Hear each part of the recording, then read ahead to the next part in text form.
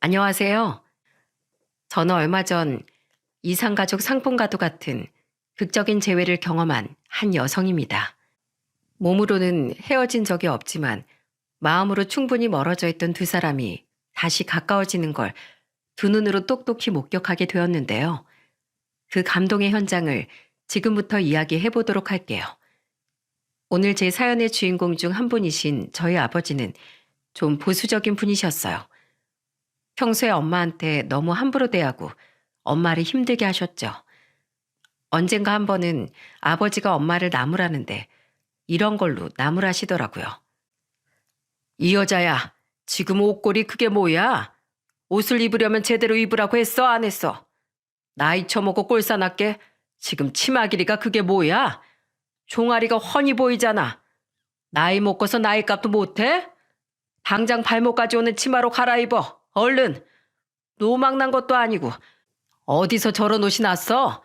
남들 보기 무섭네. 그때 당시 저희 엄마 옷은 그렇게 짧지도 않았어요. 무릎 아래까지 내려와 종아리 일부를 덮을 정도의 긴 치마였는데도 아버지는 엄마를 호되게 나무랐죠. 근데 거기에서 끝이 아니랍니다. 저희 아버진 밥 먹을 때나 평상시에도 엄마를 나무라는 일이 너무 많았습니다. 예를 들어 그런 거였어요. 아, 이 사람아, 국이 왜 이렇게 짜? 이젠 혓바닥도 늙었나? 아, 왜 음식이 갈수록 맛이 없어져? 이럴 거면 밖에 나가 사와. 왜 밖에서 힘들게 벌어온 돈으로 산 재료들로 음식을 망치길. 이딴 거 하나 제대로 못할 것 같으면 그냥 다 때려치우고 나가서 돈을 벌어와 차라리. 이렇게 아버진 돈 안 벌고 집에서 가정주부로 있다는 이유로 엄마를 많이 무시하면서 사셨어요. 특히나 할아버지 때부터 가부장적 분위기가 굉장히 심했기에 그걸 그대로 물려받은 아버지는 어머니를 심하게 무시하며 지내셨죠. 옛날에는 엄마가 무시받으면서 사는 건 줄 몰랐지만 점점 제가 나이를 먹고 철이 들어갈수록 우리 집 분위기가 다른 집들과는 다르다는 걸 금세 알 수 있었어요. 근데 엄마는 그렇게 아버지한테 당하면서도 이혼은 안 하더라고요. 그래서 어느 정도 제가 커서 엄마가 아빠한테 너무 무시를 받고 산다는 걸 느꼈을 때 물어봤었죠. 엄마는 왜 아빠랑 같이 살아? 힘들지 않아? 난 엄마가 아빠한테 그렇게 당할 때마다 너무 화나고 아빠가 미워 죽겠는데 엄마는 안 그래? 나 이젠 커서 엄마 다 이해하니까 아빠랑 사는 게 너무 힘들면 이혼해. 난 엄마가 무시 안 받고 살았으면 좋겠어. 엄만 괜찮어. 엄마는 아빠를 알아. 말은 저렇게 못되게 해도 네 아빠 그렇게 나쁜 사람 아니야. 안 그럼 엄마 진작 네 아빠 떠났지. 네 엄마 그렇게 바보 아니야. 그러니까 너도 아빠 미워하지 마. 아빠가 너 예뻐하는 거 보면 모르겠어? 엄마는 이렇게 제가 아버지가 밉다는 말을 엄마 앞에서 할 때마다 아버지 편을 들었어요. 근데 아버지는 날이 가면 갈수록 엄마를 무시하는 강도가 세졌죠. 한 번은 엄마 앞에서 이런 말까지 하더라고요. 우리 딸은 날 닮아가지고 머리도 똑똑하고 직업도 약사고 부족한 게 뭐야 대체. 진짜 우리 딸은 어디다 내놔도 꿀릴 게 없지. 근데 자넨 뭐야? 가난한 농사꾼 딸로 살고 있던 양반을 이렇게 데리고 와서 호의호식하면서 살게 해줬으면 감지덕지하면서 살아야지. 자넨 뭐야? 허구한 날 음식도 말아먹고 집안 살림도 개판으로 하고. 아휴, 나도 그래도 열심히 해요. 당신이 까탈스러운 건 생각 안 하고 왜 나만 달달 볶아요? 아휴, 내 팔자야. 뭐? 팔자야? 이 사람이 내 마누라로 사는 게 복인지도 모르고. 아빠, 그만 좀 해요. 엄마한테 진짜 너무한 거 아니에요? 왜 이렇게 엄마한테 함부로 굴어? 나중에 엄마 이렇게 막대한 거 얼마나 후회하려고. 아빠 자꾸 그렇게 엄마 무시하고 그러면 나 아빠랑 말 안 해요? 나한테 대하는 거에 10분의 1만큼이라도 엄마한테 좀 잘 해봐요. 말도 다정하게 해주고 따뜻하게 좀 사랑스럽다 표현도 해주고.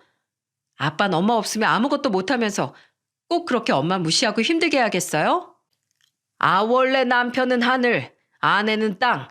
자고로 부부란 그런 거야. 뭐? 그럼 나도 결혼해서 나중에 내가 남편한테 엄마처럼 무시당하고 하늘 같은 남편한테 이리저리 시달리면서 살아야 하는 거야? 무슨 소리? 넌 절대로 안 되지. 우리 딸은 그렇게 살면 절대로 안 되지. 어디 사위라는 놈이 그러기만 해봐. 내가 가만두나. 아유, 거봐 아빠. 그러니까 엄마한테 잘 좀 해요. 아, 몰라. 난 모르겠고 어쨌든 넌 절대로 그렇게 살면 안 되지. 너 혹여라도 나중에 사윗감 데리고 오면 아주 잘 데리고 와라. 어? 제대로 된 놈으로다가 데리고 오라고. 안 그럼 내가 가만히 안 둘 거야. 아버지는 이렇게 저에 대한 사랑만큼은 끔찍하신 분이셨어요. 그리고 그 뒤로 얼마 안 되어 저는 소개팅을 통해 연애를 하게 되었고 그 사람과 결혼까지 생각하게 되었죠. 저는 아빠에 대한 영향 때문인지 늘 이상형이 한결같았어요. 우리 아빠와는 정반대인 사람, 언제나 다정하고 따뜻하고 예쁜 말을 해주는 사람이 제 이상형이었습니다. 근데 남편이 정말 딱 그런 사람이었어요. 남편은 당시 중소기업을 운영하시는 시댁에서 태어나 부자로 잘 살았던 사람이었죠.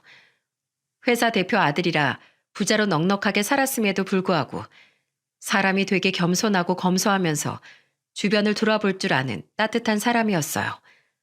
그래서 저는 돈보다도 그 사람의 됨됨이가 좋아서 만나게 되었죠. 연애를 하면서도 이 사람은 끊임없이 저한테 다정다감한 사람이었어요. 그래서 결혼을 결심하게 되어 부모님께도 말씀드렸죠. 근데 저희 아버지는 다른 것 다 배제하고 딱 하나만 물어보시더라고요. 그놈은 뭐 하는 사람이냐? 아, 중소기업 다니고 있어요. 거기다 그 사람 아버지 회사인데 아버지 회사 다니면서 일 배우고 경영 배우고 있어요. 지금 그 회사 이어받으려고 하고 있나 봐. 그래? 그럼 능력적으로 되겠구만. 합격이다. 데리고 와라. 하루라도 빨리 데리고 와서 인사시켜. 우리 사위 얼굴 좀 보자. 아버지는 이 사람이 어떤 사람인지, 성격은 어떤지, 가족은 몇 명 있는지, 형제는 몇 명이나 있는지, 부모님은 다 살아 계시는지 등등 그 어떤 것도 물어보지 않으시고 그냥 딱 회사 대표 아들이라는 거 하나만 듣고 결혼을 허락하셨어요. 그리고는 남편이 인사를 오자마자 정말 기빈 모시듯 극진히 대접을 하셨죠. 심지어 아버지는 남편을 처음 만나던 날 오골개집에서 만났었는데 손으로 직접 살까지 발라주기까지 하더라고요. 아이고, 우리 사위. 아주 그냥 보기만 해도 듬직한 게 든든하구만. 우리 집안에 복덩이가 굴러 들어왔어. 자, 이거 많이 먹고 더 힘내게. 아주 그냥 보기만 해도 기분이 좋구만, 우리 사위. 아버지는 처음 보는 남편에게 사위거리며 엄청 살갑게 대하셨습니다. 그만큼 아버지는 돈에 있어서는 완전히 철저하고 돈밖에 모르는 분이셨죠.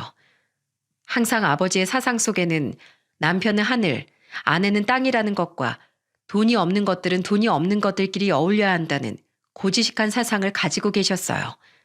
그래서 매일 저한테 말씀을 하실 때도 늘 하던 말이 있으셨죠. 딸아, 자고로 사람이란 말이야. 돈이 없는 것들은 없는 것들끼리, 그리고 있는 것들은 있는 것들끼리 만나야 하는 법이야. 없는 것들은 그 사람들끼리 만나야 또 겨우겨우 같이 살아가지만 부자끼리 만나면 있지. 그 집안은 더 부자가 되는 거야. 그러니까 넌 내가 있으니까 꼭 부자 만나라. 응? 알았지? 라고 말씀을 하셨어요. 저는 그 말에 동의할 수가 없어서 늘 그냥 한 귀로 듣고 한 귀로 흘렸었는데 정말로 의도치 않게 결혼할 상대자가 부자가 되다 보니까 신기하긴 하던 거 있죠. 근데 저는 다시 한번 말씀드리지만 저는 남편의 배경이 좋은 게 아니라 사람 됨됨이가 좋았습니다. 근데 저희 아버지는 오로지 돈 하나만 보고 남편을 그렇게 좋아했던 거였어요. 그래도 일단은 아버지 마음에 들었으니 다행이다 여기고 결혼을 했죠. 근데 저는 결혼하고 나서 결혼 초기에 얼마나 남편한테 좋은 모습만 보여주고 싶겠어요. 싫은 모습, 안 좋은 모습까지 아예 안 보여줄 수는 없겠지만 그래도 되도록이면 천천히 보여주고 싶었는데 우리 아버지로 인해 모든 것이 다 물거품이 되어버렸습니다. 한 번은 명절이었는데 시댁에 먼저 갔다가 친정에는 그 뒤에 가는 바람에 엄마가 명절 음식을 혼자서 싹 다 해놓으셨을 때였어요. 한 상을 차려놓고 이제 막 맛있게 먹기 시작했는데 순간 저희는 책상을 탁 내리치는 소리에 깜짝 놀라야 했죠. 그건 바로 아버지가 들고 있던 젓가락을 식탁에 탁 던져버렸기 때문이었어요. 왜 그런가 했더니 전이 입맛에 안 맞았는지 갑자기 전을 한 모금 먹더니 젓가락을 내팽개쳐 버리더라고요. 아, 이걸 지금 전이라고 해놓은 거야? 이게 지금 소금에 기름에 완전 개반찬이지? 이게 사람 반찬이야? 어? 이딴 걸 먹으라고 해놓은 거냐고? 에이, 퇴퇴! 아버지 갑작스런 발작에 식탁에 있던 모두가 다 깜짝 놀라고 말았어요. 그리고 그 모습을 본 우리 남편은 더 깜짝 놀라고 말았죠. 왜냐하면 남편은 아버지의 이런 모습을 처음 봤거든요. 그동안은 아버지가 남편을 워낙에 예뻐하고 좋아했기 때문에 남편만 보면 그저 사이사랑에 젖어서는 엄마를 무시할 틈이 없었어요. 남편은 항상 우리 사위 어찌 이렇게 바라만 봐도 든든할꼬 하는 말만 들어왔어서 아버지의 이런 모습은 처음 보는 거였죠.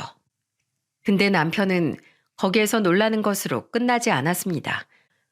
왜냐하면 남편은 전형적으로 강강약약의 성격을 가지고 있었거든요. 그래서 약한 엄마를 함부로 대하는 아버지에게 당당하게 한마디 하는 게 아니겠어요?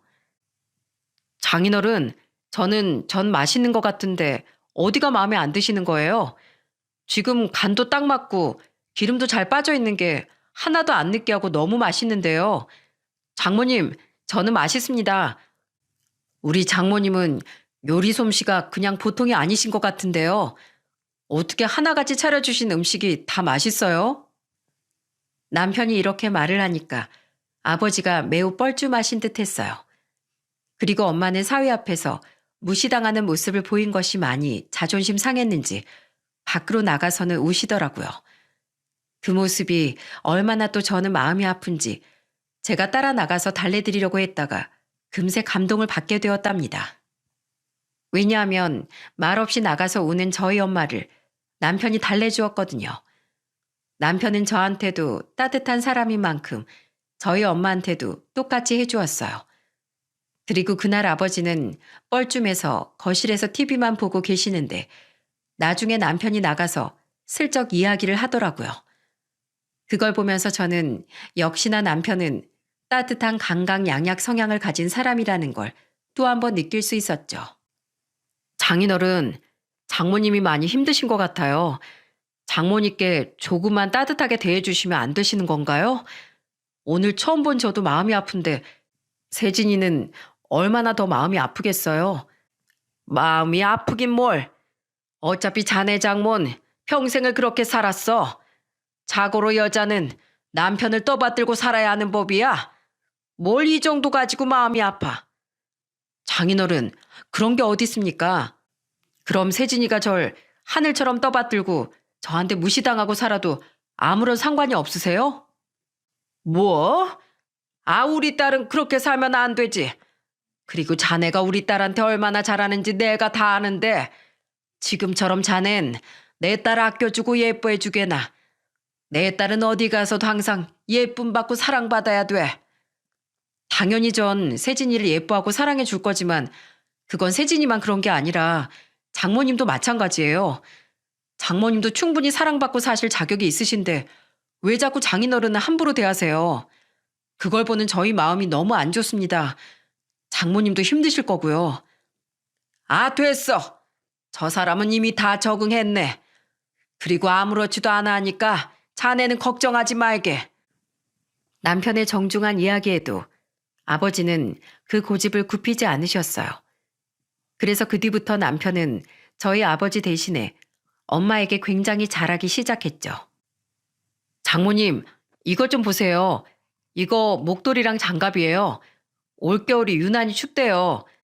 벌써부터 한파주의보 뜨는 거 보셨죠? 그러니까 올해는 꼭 까먹지 말고 외출하실 땐 제가 사드린 목도리랑 장갑 끼세요. 이거 비싼 거라 밖에 하고 나가면 하나도 안 추우실 거예요. 아유, 뭘 이런 걸 다 샀어. 자네랑 세진이나 사서 쓰지. 이거 세진이 사주면서 장모님도 같이 생각나서 산 거니까 걱정하지 마세요. 아유, 그래, 그래. 우리 사이밖에 없네. 우리 사이가 최고네. 남편은 이렇게 엄마에게 지극정성으로 잘했답니다. 그것뿐만 아니라 저희 엄마 모시고서 꽃구경도 가지고 여기저기 바람을 쐬러도 자주 다니고 그랬어요. 사위인데도 불구하고 밖에 나가면 꼭 저희 엄마 손을 잡고 다니니까 다른 사람들이 아들 잘 키웠다는 소리까지 들을 정도니 얼마나 잘하는 거겠어요. 근데 그걸 보면서 저는 한 번도 셈이 난다거나 언짢은 적이 없었습니다. 오히려 남편에게 너무 고맙더라고요. 오히려 저보다도 더 가까이 엄마랑 지낼 때도 있었는데 그런 때도 저는 남편에게 너무 고마웠어요. 저희 아빠나 제가 다 채워주지 못했던 섬세한 부분들, 외로웠을 시간들을 보상이라도 해주듯 다 채워주니 오히려 너무 고마울 따름이었죠. 근데 딱 한 사람은 아니었답니다. 남편과 저희 엄마가 가깝게 지내는 걸 보면서 저희 아버지는 되게 질투를 많이 하셨어요. 자, 장모님, 이거 되게 좋은 코트예요. 이번에 세진이 생일 선물 사느라 백화점에 갔는데 장모님한테 딱 어울릴 만한 코트가 있더라고요. 안 그래도 저번에 장모님이랑 바람 쐬러 갈 때 입으셨던 코트가 좀 해진 것 같아서 하나 사드리고 싶었는데 잘 됐지 뭐예요. 세진이한테 들어보니까 그 코트가 20년도 넘은 코트라면서요. 이것만큼은 아끼지 마시고 편하게 입으세요. 아셨죠? 해지면 또 얼마든지 제가 사드릴 테니까 실컷 입으셔야 돼요. 아셨죠? 아이고, 뭘 또 이런 것까지 샀어 그래. 난 괜찮은데 자네나 하나라도 더 사 입지. 저희는 옷 많이 있어요. 알아서 잘 입고 다니니까 걱정하지 마세요. 그날도 남편은 친정에 놀러 가서는 저희 엄마에게 코트를 선물했어요. 근데 지금까지는 조용히 있었던 아버지가 그날은 한마디를 하시던 거 있죠. 아버지는 서운함이 좀 쌓였었는지 남편에게 대놓고 서운하다고 말을 하더라고요. 근데 여기에서도 우리 남편이 강적으로 나왔답니다. 아, 자네 장모만 장모고 난 뭐 장인어른도 아닌가? 부모도 아니야? 뭘 그렇게 장모만 챙겨? 그 참 너무한 거 아니야? 장인어른은 평소에 옷 자주 사 입으시잖아요. 보니까 저번에도 새 옷 사셨던데요. 장인어른이 평소에 장모님 조금만 더 챙겨주셨더라면 제가 이렇게 안 챙겨드리죠.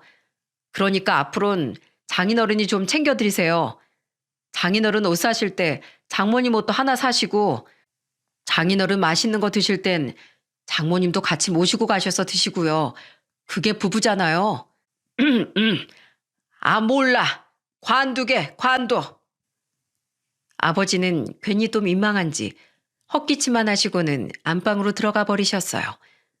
남편은 저희를 보면서 씩 웃더니 승리의 V자를 하던 거 있죠. 그 모습을 보면서 엄마와 저는 얼마나 웃었는지 모른답니다. 근데 우리 남편이 그렇게 싹수가 없고 매정한 사람이 아니에요. 남편은 바로 다음 날에 백화점에 가서 아버지에게 드릴 두텁고 가벼운 비싼 패딩을 하나 사와서 선물해드렸죠. 그랬더니 우리 아버지 입이 귀에 걸릴 듯 환해져서는 온 동네방네 또 그걸 자랑하면서 다니셨답니다.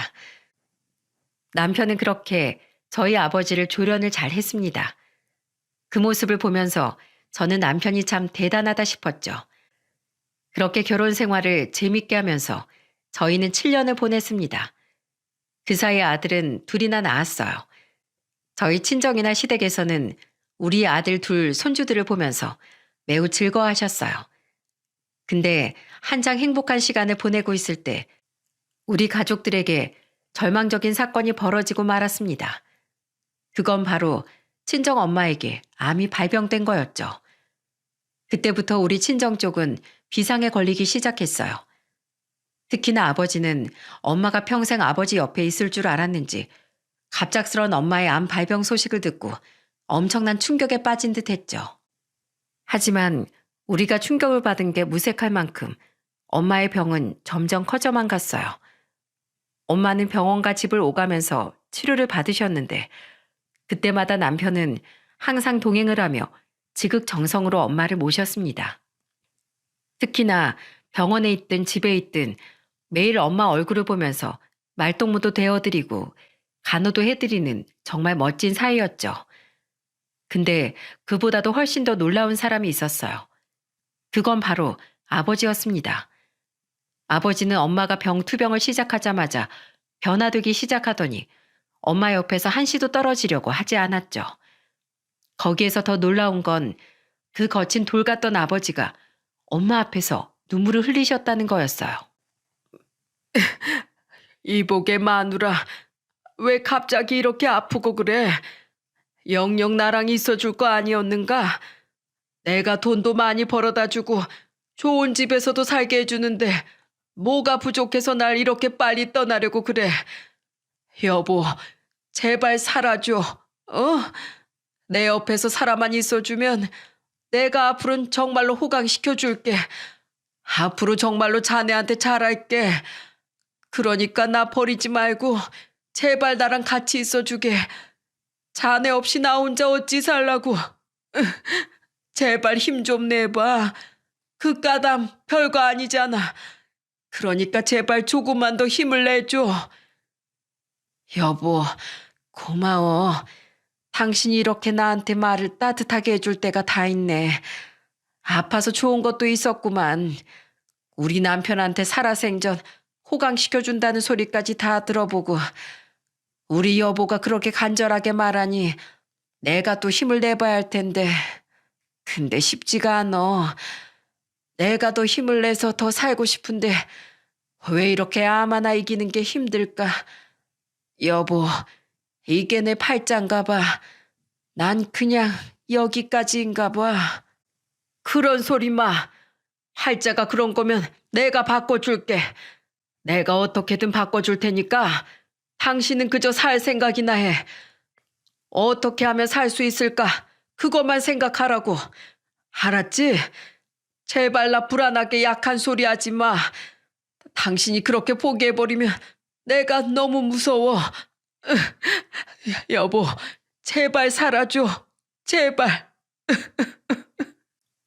아버지는 결국에는 엄마 앞에서 아이처럼 엉엉 울면서 떼쓰듯 우셨어요. 저희는 그 모습을 보면서 옆에서 눈물을 훔칠 수밖에 없었죠. 그리고 더 놀라운 건 엄마가 아프기 시작하면서부터 아버지는 180도 바뀌어서 날이면 날마다 엄마 손을 잡고 산책을 한다든지 손에 물 하나 까딱하지 못하게 하면서 손톱 발톱까지 깎아주는 등 진짜 공주의 상점 모시듯이 모시던 거 있죠. 그걸 보면서 저랑 남편은 진짜 엄청나게 놀라웠어요. 두 분이서 사진도 얼마나 많이 찍고 추억도 평생 살면서 쌓은 것보다도 많이 쌓으면서 행복한 시간을 보내셨죠. 하지만 엄마는 그 행복한 시간들을 보내면서도 끝내는 1년 3개월을 넘기지 못하고 돌아가시고 말았습니다. 그때는 정말 아빠가 꺽꺽거리며 땅을 치며 얼마나 울었는지 모릅니다. 왜 내 마누라야? 왜 내 마누라 데리고 가냔 말이야? 다른 사람 다 냅두고 세상에 못된 인간들 다 냅두고 왜 착하디 착한 내 마누라를 데리고 가냔 말이야? 돌렸네. 내 마누라 돌렸네. 난 절대로 못 보내. 이대로는 못 보내. 아버지는 땅을 치며 오열을 하셨고 얼마나 통탄스러워 하시는지 저희조차도 아버지를 건들 수가 없었어요.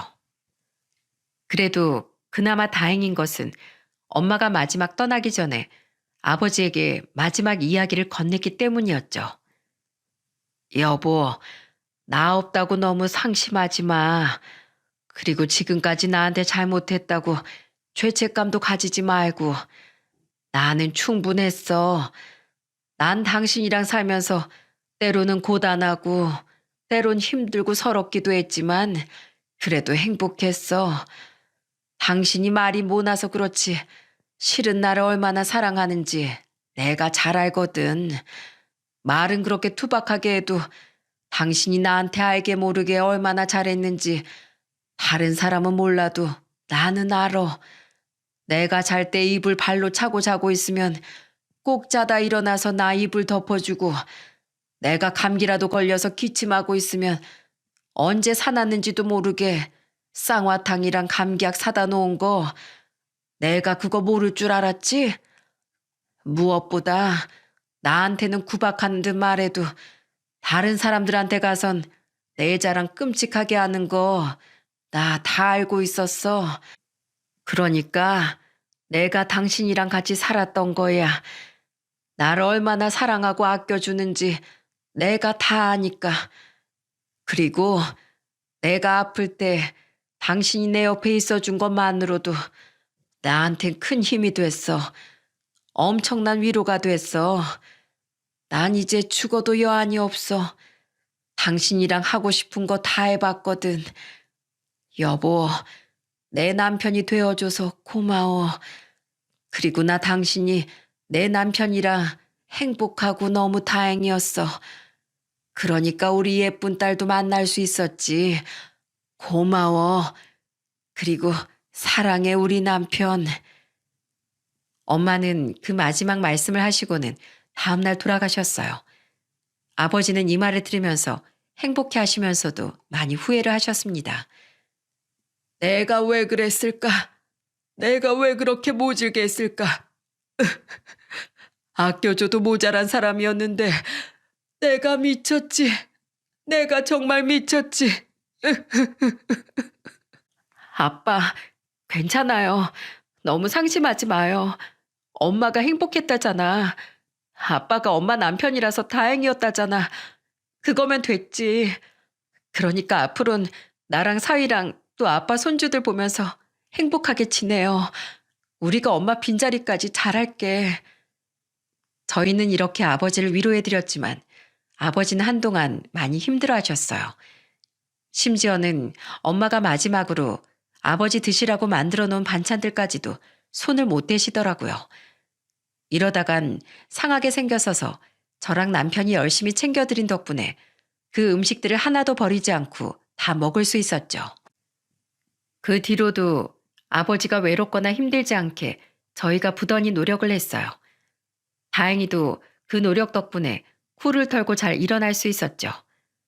그렇게 엄마 없는 허전한 생활이었지만 나름 적응을 잘해서 4년의 시간을 잘 보낼 수 있었답니다. 하지만 얼마 못 가 우리 가족에게 두 번째 불행이 찾아오게 되었어요. 그때는 저희가 결혼한 지 11년 차가 되었을 때였죠. 시아버지와 남편이 잘 운영하고 있던 회사가 갑자기 부도가 나버리게 되는 큰 불행이었습니다. 세계적인 경기 침체에 아버지 회사도 데미지가 커서 자금 조달을 하지 못해 결국엔 완전히 무너지고 말았죠. 남편도 시댁도 어떻게든 회사를 살려보기 위해 있는 돈, 없는 돈을 다 끌어썼어요. 신용 대출이고 뭐고 끌어다 쓸 수 있는 건 다 썼는데도 불구하고 어떻게 손을 쓸 수가 없었죠. 그래서 제가 먼저 남편에게 제의를 했었어요. 그때 당시 저희 집 시세가 12억 정도 했었는데 그걸 팔자는 제의를 했습니다. 여보, 우리 이거 아파트 파는 거 어때? 어차피 이거 아버님이 처음부터 다 해주셨던 집이었잖아. 처음에 7억에 들어와서 지금 아파트 값도 5억이나 올랐대. 그러니까 우리가 이거 팔아서 아버님이랑 당신 회사에 보태자. 어떻게든 일단 회사를 먼저 살려야 할 거 아니야. 여보, 정말 그래도 괜찮겠어? 난 진짜 이 집만은 건들고 싶지 않았어. 에이, 당연히 괜찮지. 난 당신이랑 우리 애들만 있으면 돼. 뭐 우리 네 식구 여기보다 조금 더 작은 집으로 들어가도 충분해. 그러니까 내 말대로 하자, 여보. 여보, 고마워. 내가 꼭 일어설게. 당신이랑 우리 가족들 희생이 헛되지 않게 내가 진짜 노력할게. 여보, 난 그거면 돼. 그 마음 하나면 우리는 충분해. 그렇게 해서 우리는 집을 팔게 되었습니다. 하지만 그건 밑빠진 독에 물붓기였어요. 집까지 팔았는데도 불구하고 오래가지 못했죠. 남은 돈으로 직원들 월급 계산해 주고 나니까 정말이지 아무것도 남아있는 게 없더라고요. 그 충격으로 시아버지는 쓰러지고 마셨습니다. 시아버지는 그 사업만 30년을 하신 분이었기에 자신의 사업장이 부도가 나는 걸 보고는 한순간에 무너져 버린 거였죠. 그러면서 남편도 많이 힘들어 했었어요. 왜냐하면 남편이 경영을 배우면서 시아버지 대신에 운영을 도맡아 했는데 본인이 운영을 잘못해서 회사가 망한 것 같다며 자책을 많이 했습니다. 그러면서 한동안 거의 술을 입에 달고 살았어요.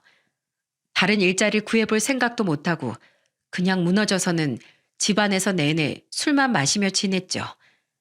저는 그걸 보면서 답답하면서도 너무 안쓰러웠기 때문에 남편을 뭐라고 할 수 없더라고요. 근데 그때 제 친정아버지가 이 모든 사실을 알아버리게 되셨어요. 우리가 이사를 했다는 이야기를 하면서 이사한 사정에 대해 말씀드리니까 막 화가 나서는 새로 이사한 집으로 찾아오셨죠. 아니, 그 집이 어떤 집인데 팔아? 이 작은 집에, 이 허름한 집에 어떻게 내 딸이랑 내 손주들을 살게 할 수 있단 말인가? 내가 뭐라고 했어? 우리 딸 끝까지 잘 지키라고 했지? 내 딸한테 잘하라고 했지? 죄송합니다. 죄송합니다, 장인어른. 사이가 이렇게 부족합니다. 이렇게 모자랍니다. 남편은 아버지의 말에 하염없이 죄송하다고만 할 뿐이었어요. 아빠, 너무 그러지 마. 힘든 사람한테 왜 그래? 내가 그랬어. 내가 먼저 그 집 팔자고 했다고. 그 집이라도 팔아서 우리 이 집으로 이사 올 수 있었던 거야. 그러니까 아빠 사이한테 너무 그러지 마. 웃기지 말어. 가장이잖아. 내 사위가 아니라 니네 집 가장이야. 근데 저렇게 못난 꼴을 하고 있어? 당장이라도 나가서 돈 벌지 못할 망정. 뭘 잘했다고 저렇게 술 먹고 누워있어? 못난 놈 같으니라고. 난 자네가 이렇게 못난 사람인 줄 몰랐네. 이렇게 자기 가족 쉽게 포기하는 인간인 줄 알았으면 내 딸이랑 결혼도 안 시켰어. 알어? 이게 뭐야? 이 허름한 집에 장판은 다 뜯어져 있고 싱크대는 또 뭐야? 아이고, 이 화장실 꼬라지 좀 봐라. 못났다 못났어. 우리는 최대한 보증금을 줄여서 집에 들어갔었기 때문에 집이 좀 허름하긴 했어요. 근데 그때 아버지 말을 가만히 듣고 있던 남편이 더는 못 듣겠는지 반항을 하더라고요. 그래요. 알겠습니다. 이혼할게요. 이혼한다고요. 이번 달까지 이혼하겠습니다. 아니, 당장이라도 할게요. 나도 내 자신이 싫어요. 끔찍해요. 어차피 나도 우리 아내나 자식들 얼굴 보기가 힘들었습니다. 부끄럽고 싫었어요. 그러니 이혼하겠습니다.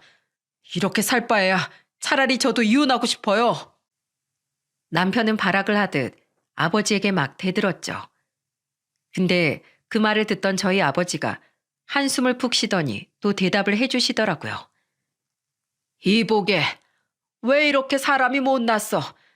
실패를 두려워하고 좌절하는 사람, 난 사위로 받아주고 싶지 않네. 이 각박한 세상이 얼마나 살기가 힘든데 이럴 때일수록 정신 차리고 일어설 생각을 해야지. 어째 그렇게 누워만 있어? 여기에서 성공하는 사람, 실패하는 사람의 차이가 나는 거야. 그래도 포기하고 싶으면 자네 하고 싶은 대로 하게. 이혼하게. 나도 우리 딸 포기한다는 사람 사위로 더 인정하고 싶지 않아. 이혼해. 알았어요. 알겠습니다. 이혼하겠습니다. 저는 이 둘의 싸움에 정말 미쳐버리는 줄 알았습니다. 근데 심지어 남편은 여기에서 진짜로 이혼을 하자고 하더군요. 진짜 답답해서 혼났습니다. 왜 이렇게 우리에게 불행이 닥쳐버린 건지 이해할 수가 없었죠. 근데 저희 아버지는 말만 그랬지 뒤에서는 남편 생각을 많이 했어요. 그렇게 저희 집에 와서 화를 내고 돌아가시는 길에 저한테는 몰래 500만 원을 손에 쥐어주셨죠. 자, 이거 500만 원이야. 일단은 이걸로 생활비 필요한데 보탰어. 애들한테 필요한 것도 있을 거고 너도 써야 할 게 있을 거 아니야. 물론 너도 지금 돈은 벌고 있지만 그래도 가지고 있다가 급할 때 써. 그리고 박서방 구두라도 하나 더 사주고 앞으로 면접이라도 보려면 구두는 좋은 거 신고 가야 할 거 아니야. 그러니까 백화점 가서 좋은 걸로 하나 사다 줘. 그리고 옆에서 많이 지켜주고 지금 많이 힘들 거야. 가장이라는 게 그래. 잘 버티다가도 이렇게 무너질 때가 있는 거니까 그럴 때일수록 옆에 잘 있어줘라. 저희 아버지는 사실 이런 분이셨어요. 말은 좀 모나게 해도 뒤에서는 따뜻한 분이셨죠. 그날 그렇게 남편과 아버지가 싸우고 나서 다음 날이 되었어요. 남편은 그때 술에 완전히 취해 있었기에 남편이 좀 정신이 들었다 싶었을 때 물었죠. 당신 어제 우리 아버지한테 뭐라고 했는지 기억나? 기억나. 이혼하겠다고 말씀드렸지. 기억해? 당신 정말로 나랑 이혼할 거야? 이대로 무너질 거야? 당신 나랑 우리 애들 없어도 살 수 있어? 아니, 못 살 것 같아. 근데 어떻게 장인어른이 나같이 못난 사인 필요 없다고 하시는데. 근데 내가 여기서 뭘 더 어떻게 해야 돼? 어떻게 해야 되냐고. 당신 집안은 돈도 많은데 이제 우리 집은 다 무너졌어. 이제는 수준 차이가 너무 난다고. 근데 내가 여기에서 뭘 더 어떻게 할 수 있겠어? 장인어른은 돈 많은 사이를 원하시는 거잖아. 나 장인어른이 너무 미워. 너무 밉다고. 어떻게 나한테 한마디라도 힘내라는 소리 안 해주실 수가 있어? 나도 이제 그런 장인어른 필요 없어. 여보, 그거 다 오해야. 아빠가 당신을 얼마나 생각하는데. 아니, 날 진짜로 생각하신다면 그럴 수 없어. 이젠 나 지긋지긋해. 이혼해 그냥. 우리 깔끔하게 여기에서 헤어지자. 남편은 끝내는 저에게 이혼을 요구했어요. 하루하루가 너무나도 힘든 시간이었습니다. 결국 남편은 이혼을 강행했고 저도 저랑 같이 살기 싫다는 사람 억지로 더 붙잡고 싶지 않았어요. 하지만 그래도 남편이 힘들 때 충동적인 선택이라는 걸 알았기에 어떻게든 그 마음을 되돌려 봐야겠다는 생각이 들어서 마지막으로 노력을 해봤었죠. 그때가 이혼하기로 한 날짜에서 2주 정도가 남은 상태였는데 저는 둘 다 싫어서 무슨 관계에 문제가 있어서가 아닌 단순히 힘든 상황을 못 이겨 이혼을 해야 한다는 게 이해가 되지 않았어요. 그래서 부단히 노력했지만 결국 남편의 뜻을 꺾을 수는 없었죠. 근데 갑자기 아버지한테서 연락이 오더라고요. 다짜고짜 남편을 찾길래 또 싸울까봐 얘기를 안 해주려고 했더니 절대로 안 싸우겠다며 희한한 말을 하시더라고요. 안 싸울 거야. 그냥 박서방 있는 곳이나 말해. 박서방이 나한테 선물을 보내왔어. 내가 도대체 무슨 짓을 한 건지 모르겠다. 네 엄마 그렇게 보내면서 후회했으면서도 또 그 못난 짓을 해버렸어. 우리 사위 어디 있는지 말해. 얼른. 저는 갑자기 남편이 아버지에게 선물을 보냈다는 말이 이해가 되지 않았어요. 하지만 무슨 선물이었는지 아버지는 다급하게 남편을 찾았죠. 하지만 그때는 저도 남편이 어디로 나갔는지 알 수가 없었습니다. 그래서 모르겠다고 했더니 바로 아버지가 그 선물을 들고 집으로 찾아오신 게 아니겠어요? 그리고는 아버지는 그 선물을 저에게 보여주셨고 아버지는 그 선물을 이미 본 상황이었는데도 불구하고 또다시 그 선물을 보니 자신의 못난 성격이 후회가 되었는지 털썩 쓰러지셨죠. 저는 도대체 뭐길래 저러시나 싶어 얼른 받고 저 역시도 그 선물을 보자마자 주저앉아 펑펑 울어야 했습니다. 남편이 보내온 건 다름 아닌 살아생전 엄마가 남편에게 썼던 편지였어요. 둘이서 워낙에 각별했기에 엄마가 남편 앞으로 편지를 썼던 것 같더라고요. 아빠, 왜 이래? 그게 뭔데? 네 엄마가 죽기 전에 박서방한테 남긴 편지야.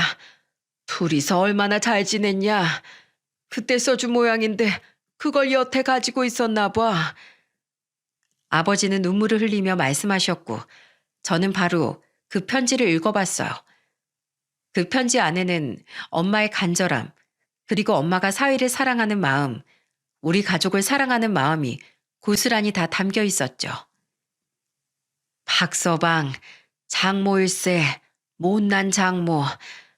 우리 박서방하고 이 세상을 더 오래 살고 싶었지만 하늘이 나한테 그런 기회를 주지 않으려나 보네.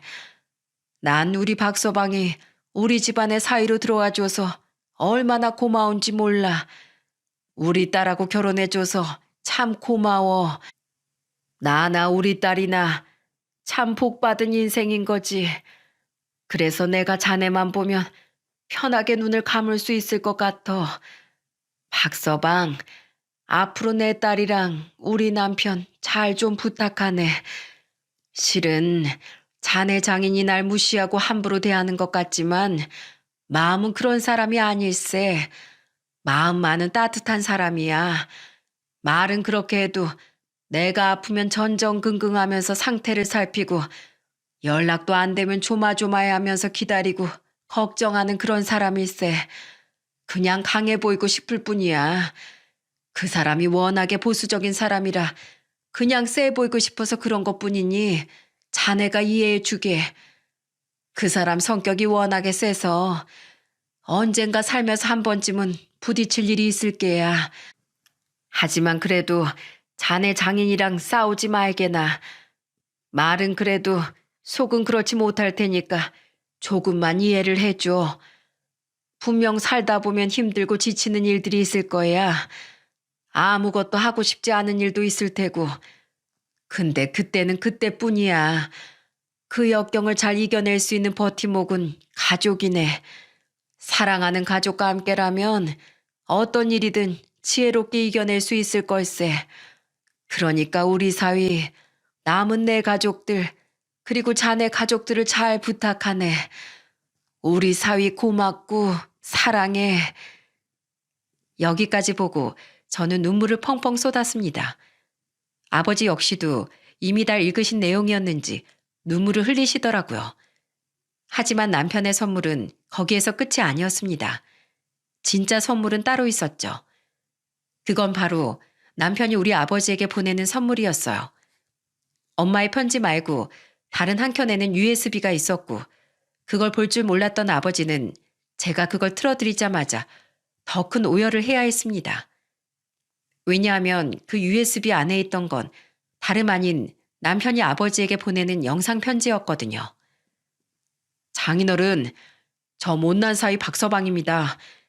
장인어른께서 절 그렇게 예뻐하시고 친자식처럼 대해주셨는데 제가 참 못난 모습 많이 보여드려 죄송합니다. 장인어른, 살아생전 장모님과 제가 얼마나 각별하게 지냈는지 장인어른께서 더 잘 아시죠? 저에게 장모님은 친어머니와 같은 분이셨어요. 그래서 장모님께서 저에게 부탁하신 걸 꼭 지켜드리고 싶었는데 이렇게 어느새 그 다짐을 다 까먹고 어리석은 모습을 보여드렸네요. 장인어른, 제가 잘못했습니다. 제가 다시 잘해볼게요. 그러니 저에게 한 번만 더 기회를 주실 수 있으신가요? 저 여전히 세진이 사랑합니다. 헤어지고 싶지 않아요. 하지만 못난 저로 인해 세진이와 우리 자식들이 고통받는 걸 보고 싶지가 않았어요. 근데 저 다시 일어나 보려고 합니다. 다시 용기를 내보려고 합니다. 저 앞으로도 계속해서 장인어른 사이로 살고 싶어요. 허락해 주세요. 앞으로는 더 믿음직스러운 모습 보여드리겠습니다. 당당하게 장인어른 사이로 사는 모습, 세진이 남편으로 사는 모습 보여드리고 싶어요. 그러니 저 다시 받아주십시오. 기회를 주십시오, 장인어른. 여기까지 남편은 영상 편지를 쓰면서 본인도 엉엉 울면서 영상을 찍었더라고요. 그 덕에 남편의 진심을 더 생생하게 볼 수 있었죠. 저와 아버지는 그 영상을 몇 번이고 돌려보면서 눈물을 짓고 있었고 말도 없이 나간 남편이 들어올 때까지 기다리고 있었어요. 그때 남편이 한참 뒤에야 들어왔고 집안에 아버지가 있을 거라고 예상 못했던 남편은 아버지를 보자마자 무릎을 꿇었어요. 장인어른, 여기까지는 어떻게 오셨어요? 제 편지 보신 겁니까? 장인어른, 제가 잘못했습니다. 제가 미련했어요. 한 번만 더 기회를 주세요. 그동안 못난 모습 보여드렸지만 앞으로는 다시 든든한 모습만 보여드리겠습니다. 남편은 속사포처럼 아버지 앞에서 말을 하며 거의 빌다시피 했어요. 근데 그 뒤로 남편은 놀란 표정으로 굳어야 했죠. 왜냐하면 아버지가 달려가다시피 해서 남편을 꼭 안아주었거든요. 그러면서 더 감동스러운 말씀을 해주셨습니다. 희복에 그게 말이 되는 소린가? 내가 오히려 자네한테 용서를 빌어야지. 자네가 나한테 어떻게 했는데, 나한테 어떤 사이였는데. 미안하네. 내가 미안해. 내가 또 어리석은 짓을 해버렸어. 마누라를 그렇게 아프게 하면서 보내놓고 또 이젠 사위까지 잃을 뻔했어. 그러니 내가 미련한 거지. 이보게 나에게 기회를 주게. 내가 자네 장인으로 있을 수 있도록 기회를 줘. 장인어른, 당연하죠. 저도 계속 장인어른 사이로 있고 싶습니다. 감사합니다. 장인어른, 정말 감사합니다. 고맙네, 내 사위. 내 예쁜 사위. 둘은 그렇게 극적으로 화해를 하며 서로를 한참이나 부둥켜 안고 있었어요. 저는 그 모습을 아직도 잊을 수가 없습니다. 왜냐하면 제 인생에서 가장 아름다운 모습이었거든요. 그리고 가장 행복한 순간이기도 했고요. 우리 애들도 그 모습을 보더니 아빠, 할아버지 하면서 달려가 같이 안아주는데 얼마나 보기 좋았는지 모릅니다. 정말이지 이산가족 상봉이 따로 없었죠. 그 뒤로 저희 남편은 정신을 차려서 새 인생을 살기 위해 노력을 많이 했어요. 물론 쉽진 않았습니다. 근데 그때 우리 아버지가 옆에서 물심양면으로 도와주셨어요. 아버지가 운영하는 주차장에서 주차 관리 요원으로 일을 한참 하게 해주셨죠. 어느 정도 시간이 지나면 다시 남편이 전공을 살려 사업을 할 수 있도록 도와주겠다고 약속하신 후에 밑바닥부터 다시 시작해보라고 하셨기 때문이었습니다. 그리고 지금은 1년이 지나고 다시 남편은 사업을 시작해서 너무나 잘 운영하고 있어요. 아버지가 남편 사업을 밀어주고 있으면서 든든한 후원자 역할을 해주고 있죠. 워낙 남편이 시아버지를 닮아서 사업수와는 있었기에 시아버지 회사를 운영할 당시 쌓았던 인맥이 다시 붙으면서 남편도 잘 성장해 가고 있어요. 그 덕에 쓰러졌던 시아버지도 다시 건강을 회복하셔서 지금은 시어머니와 함께 노년을 편하게 보내고 계시는 중이랍니다. 원래는 사업을 다시 해보려고 하셨지만 이제는 지쳐서 편하게 살고 싶다고 하시더군요. 그래도 또 시아버지 인맥까지 남편에게 밀어주고 계셔서 남편은 나름 안정적으로 잘 성장해 나가고 있는 중이랍니다. 이제 금방 일어서는 일만 남아있는 남편을 보면서 저도 큰 행복을 느끼고 있네요. 여러분, 행복은 멀리 있는 게 아니라고 하죠? 저는 제 행복을 우리 가족에게서 찾고 있어요. 남편이 일적으로 성공하든 못하든 그건 저에게 중요하지 않아요. 그저 남편이 우리 가족을 위해 성실히 살아가만 준다면 그게 저에게는 가장 큰 행복이 되는 것 같네요. 그리고 남편은 정말로 저와 우리 가족을 지키겠다는 엄마와의 약속을 지키기 위해서 아버지와 합가를 해서 같이 살고 있는 중이에요. 아버지도 혼자 살면서 많이 외로우셨는지 저희가 같이 살자고 하니까 바로 좋다고 하시더라고요. 덕분에 지금은 5 식구가 오순도순 잘 살고 있어요. 남편과 아버지는 매일 둘이서 같이 밤마다 약주라거나 TV를 보면서 아들과 아빠처럼 편안하게 잘 지내고 있습니다. 거기에 우리 아들들까지 같이 하니 제가 너무나 든든하더라고요. 물론 저 혼자 여자인지라 가끔은 소외감을 느낄 때도 있지만 우리 집 남자 4명 덕에 웃을 날이 더 많으니 이 정도면 저 혼자 여자여도 아무 상관없는 것 같아요. 여러분도 부디 고난과 역경이 찾아왔을 때 끝까지 가족만은 포기하지 않으셨으면 좋겠어요. 누구보다도 가족은 소중한 거니까요. 그럼 부디 우리 가족들이 앞으로도 끝까지 행복하게 지낼 수 있도록 응원해 주시고 여러분도 여러분의 가정을 끝까지 지키며 날마다 행복한 일들만 있으시기를 제가 응원하며 기도하겠습니다. 감사합니다.